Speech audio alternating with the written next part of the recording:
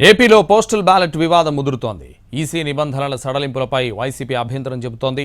ఉద్యోగి సంతకం సేకరించి చెక్ చేస్తే ఓటు చెల్లుతుందని సర్క్యులర్ ఎలా ఇచ్చారని ప్రశ్నిస్తోంది. ఏ రాష్ట్రంలో లేని నిబంధనలు ఏపీలో పోస్టల్ బ్యాలెట్ కౌంటింగ్కు ఎందుకు తీసుకొచ్చారని ఆ పార్టీ నేతలు అంటున్నారు.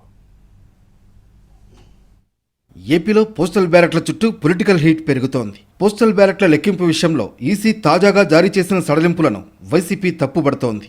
ఈ క్రమంలో వైసీపీ నేతలు ఏపీ సీఈఓను కలిసి ఫిర్యాదు చేశారు. పోస్టల్ బ్యాలెట్ ఓట్ల లెక్కింపుపై అన్ని రాష్ట్రాలకు గతంలోనే ఈసీ సూచనలు చేసిందని గుర్తు చేశారు. పోస్టల్ బ్యాలెట్ కవర్ల దగ్గర నుంచి 13A, 13B నిబంధనలు అన్నీ ముందే చెప్పారన్నారు. కానీ ఇప్పుడు మళ్లీ సడలింపులు ఏమిటని వైసీపీ నేతలు ప్రశ్నిస్తున్నారు. పోస్టల్ బ్యాలెట్లపై రిటర్నింగ్ అధికారి సీల్, సంతకం, స్టాంప్ లేకున్నా అనుమతించాలని ఈసీ తాజాగా సడలింపిచ్చింది.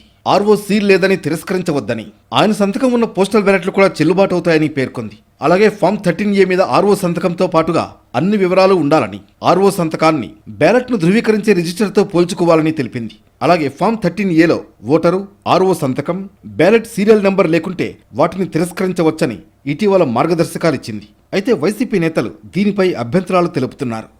పోస్టల్ బ్యాలెట్ లెక్కింపులో నిబంధనలు సడలిస్తూ సీఈఓ ఉత్తర్వులు ఇవ్వడంపై అభ్యంతరం తెలుపుతూ ఈసీ అధికారులకు ఫిర్యాదు చేశారు వైసీపీ నేతలు. పోస్టల్ బ్యాలెట్ వినియోగించుకునే ఉద్యోగిని ధృవీకరిస్తూ గెజిటెడ్ అధికారి సంతకం పెట్టి స్టాంప్ వేయాలని, లేకపోతే సదరు ఉద్యోగి చేతిరాతతో వివరాలు రాసినా ఆమోదించాలని నిబంధనలు ఉంటే వాటిని సడలించడంపై అభ్యంతరం తెలిపారు. ఉద్యోగి స్పెసిఫిక్ సిగ్నేచర్ సేకరించి చెక్ చేస్తే ఓటు చెల్లుతుందన్న నిబంధన ఎలా తెచ్చారంటూ ప్రశ్నించారు.